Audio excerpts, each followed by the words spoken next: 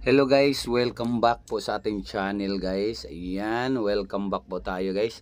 So for today's video ay mag-i-scan at magdi-detect tayo dito guys at magdi-decode syempre.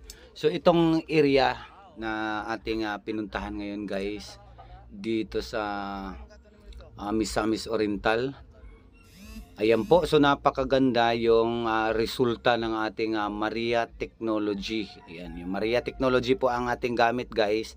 At syempre nagsama po ako dito ng decoder. So meron akong kasamang decoder guys. At shout out muna tayo guys. Ayan, pa shout out sa iyo. Ayan kay Dibs Rockwell Ladira, shout out to you. Shout out din kay Rochelle Marayan at kay James Mural. Alright, continue tayo guys. So bago natin siya i-scan guys, syempre i-decode muna natin itong area. Ayan, ito yung ating decoder guys na naging kasama ko ngayon. Ayan, kinumpasan niya itong bearing. Itong benchmarker kasi guys na parang barko itong tinungtungan namin guys. Tapos ito yung antenna niya, ayan po. So yan yung pointer. So dito guys nakikita namin guys, dalawa po ang treasure dito guys. Kibali ang small load ay nasa northeast 40 degree. Ayan po, diyan po nakaharap yung 40 degree. Ayan po. So diyan natin hahanapin o diyan natin i-scanin yung maliit na load guys. Tapos dito naman sa compass hahanapin natin guys yung north 90 degree. So yung east 90 degree. Pag east 90 degree guys, ito yung big load na hahanapin natin guys. So dalawa po dito guys no sa lupang ito. Isang east 90 degree big load, tapos north 40 degree small load. So ikikwento ko sa inyo guys para po malaman nyo guys na dito guys yung big load na yan sa ibaba, makikita nyo dyan mamaya sa aking dito sa aking video na mayroon na silang hukay dyan. Ayan, dyan yung big load. Ayan, yan may kubo na yan, may trapal. So dyan nila nakuha guys yung mga buto ng tao at isang poison. So yung poison guys, dalawa po natamaan guys, isa po patay at isa po na ospital, at sa awa ng Diyos ay nabuhay po yung isa.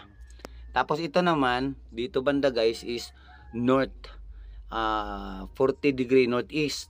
So doon pupuntahan natin guys, makikita natin doon na meron talaga siyang mga legit sign. So syempre bago natin siya iskanin, kailangan nating i-decode muna o babasahin muna natin ang compass positioning nito. So ayan. So ito po yung bato na tinuro natin kanina mula doon sa benchmarker natin na barko. Ito po yung small load o small deposit na nasa 40 degree northeast. So ayun, pinapalinisan po natin siya guys para po makita natin yung kanyang kalahatang stone map o yung mga marker. Yan, so nililinisan pa po ng ating ka-team.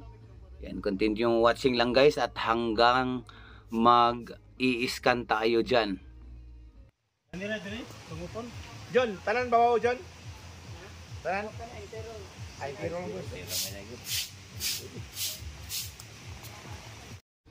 Ayan, ito po yung katapat ng stone map guys. Merong hugis puso at meron siyang slash.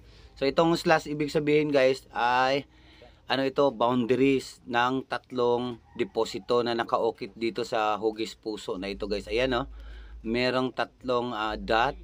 Tapos ito yung ano guys, ito yung marker guys, na ito yung bato na may marka na slope o dyan mismo guys. Ayan no, dyan mismo sa ibaba niyan, yan yung deposito. Tapos sa kabilang gilid guys, meron ding hugis puso na may biak. So meron po itong booby trap na ibig sabihin guys. Ayan. So dito po ang prospecting ng ating decoder. Dito po ang kanyang reading guys according sa kanyang pagdidecode. At syempre dito rin makikita natin itong mga marka. So mapapansin natin itong bato na ito na meron siyang sapsap. Ayan, no? So, meron siyang sapsap na kung bubuhusan mo ng tubig, diyan babagsak sa kanyang baba lang, sa ibaba lang siya. So dito makikita natin guys, dalawa po yung hugis puso. Ayan, hugis puso. Tapos yung sa tapat niya, yung may marka na 3 dot. Yan yung pangalawa. So pangatlo itong isa guys. So ngayon, para po masubukan o para ma-clear po yung area, i-scanin po natin siya guys gamit ang ating Maria Technology.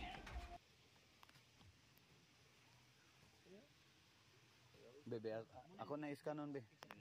Sibugan. Dari ka, bro. So ayan, prepare na po natin, lalabas na po natin yung ating Maria Technology para po i-scan yung nadikod natin guys na nasa bandang northeast 40 degree.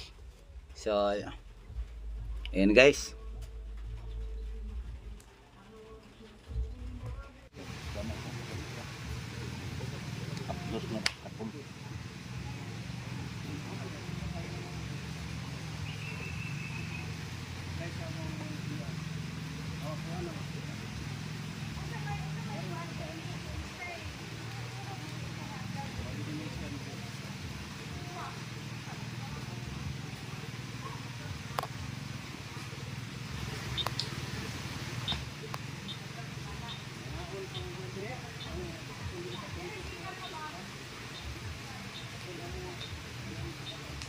Mana?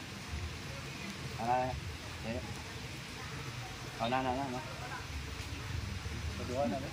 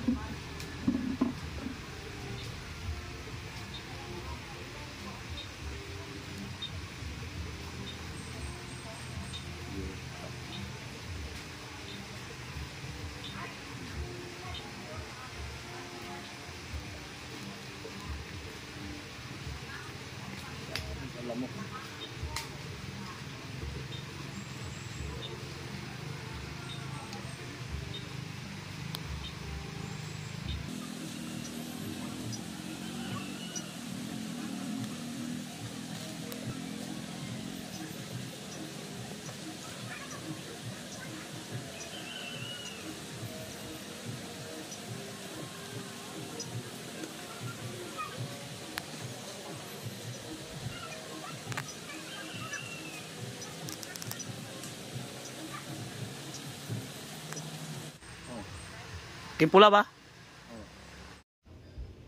So ayan guys, yan na po yung resulta ng ating pag-scan gamit ang Maria Technology.